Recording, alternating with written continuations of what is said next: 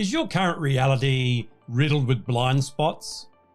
Or do you have a clear and accurate understanding of where you are right now and have a level of an awareness that's going to allow you to set the right action goals moving forward on the journey for 2021? Hi, this is Grant Herbert, Emotional Intelligence Speaker and Trainer of the Year and Sustainable Performance Coach.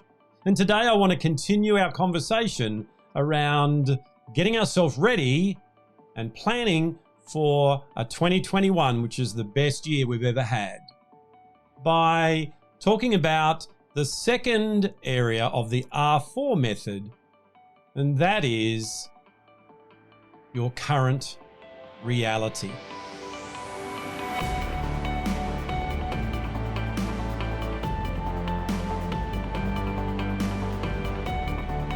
So last week we talked about the results that you want to have, and you set some goals and some areas of improvement that you wanted to see at the end of 2021.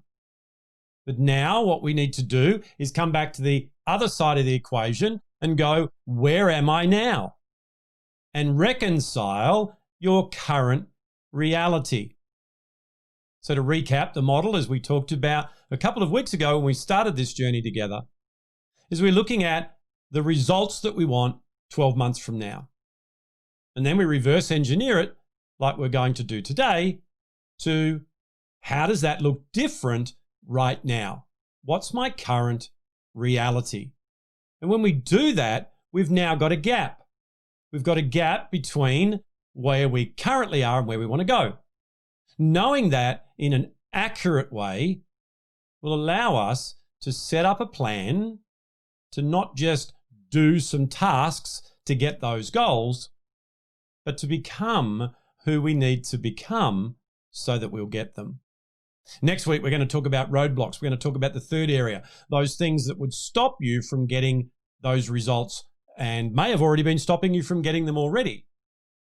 So today, getting a clear picture of your current reality will help you next week to be able to identify those roadblocks. And therefore, the week after, we'll be able to talk about the resources to help you overcome those.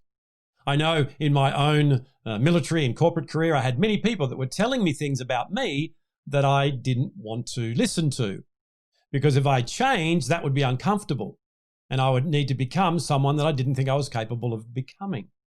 And it wasn't until there were a number of incidences in my corporate career where I finally started thinking, hang on, there might be some truth in what these people are saying. And I took a deeper look at myself because I was at a position where it was really starting to hurt. And I found that I hadn't been all that accurate in assessing my current reality. So when we assess our current reality, there are two things that can challenge us and actually give us an unhealthy view of where we think we are. The first of these is to underestimate our ability, underestimate where we actually are right now, underestimate the level of success that we already have, because that then keeps us down to where we think we should be. That can be very dangerous because having a deflated view of yourself is not very empowering. The second is just as dangerous, and that's to have an overinflated view of where you are right now. To operate out of the performance trap and tell ourselves lies so that we feel better, and that if anyone else wants to know about our plans, we can say we're up here, but we're really down there. So what we want to do is we want to reconcile and come into the true north with that. We want to get the real story. Now, to do that, you may need to go back to some of the things that we've been working on. You may need to get a lot more healthy understanding of who you really are. Remove those limiting and false beliefs. Remove the performance trap.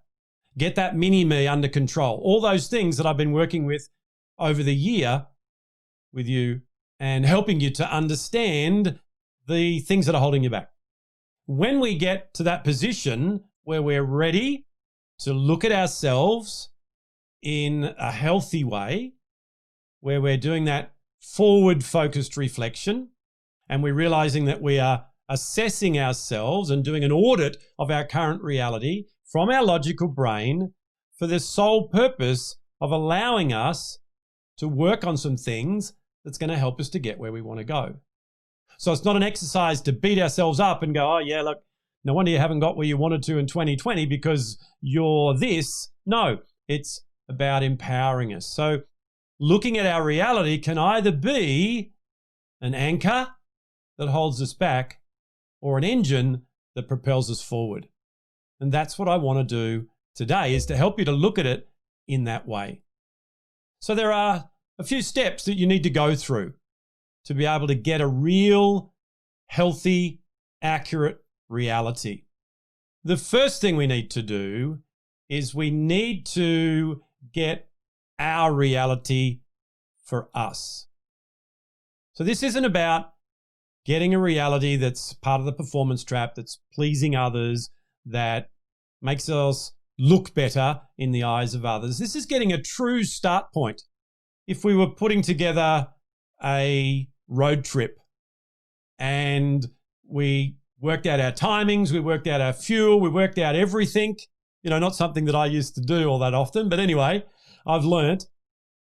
Then if we say, oh, look, we're a little bit further down the road than we actually are when we work that out, we're going to run out of fuel.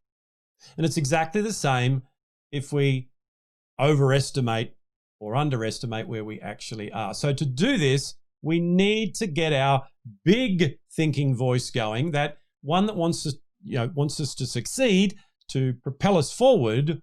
And we need to go, it's okay that there are some things that I haven't yet achieved. It's okay that I'm in this actual reality right now because I am still growing. The journey's still going. We're not at the end point yet.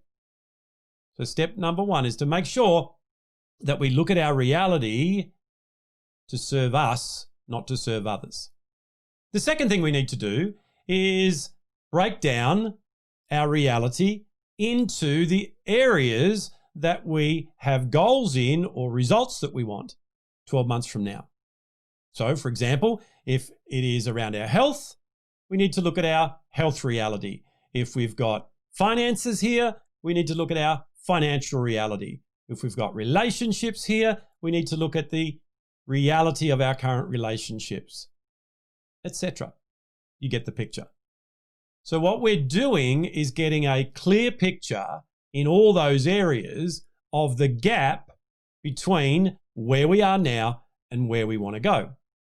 What I'd love you to do is to stop the video, stop the podcast, and just go through that process. Before you go on and do anything else today, get that process down.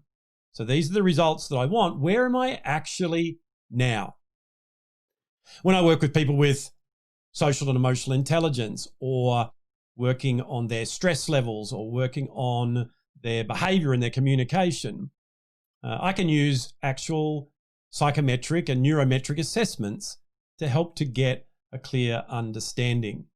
And if that's something that you are interested in, then go on the website and put in something in the contact us area, and I'll come back to you on that. However, this exercise is one that you're going to do to help you with what you currently know about yourself. Another thing that you may want to do is get a coach. Get someone who can facilitate that conversation with you so that you get challenged when they sense that you are incongruent with what you think and what you're saying, where they help you to navigate that internal dialogue and get that big voice out there doing this exercise rather than the small voice. However, get yourself started today.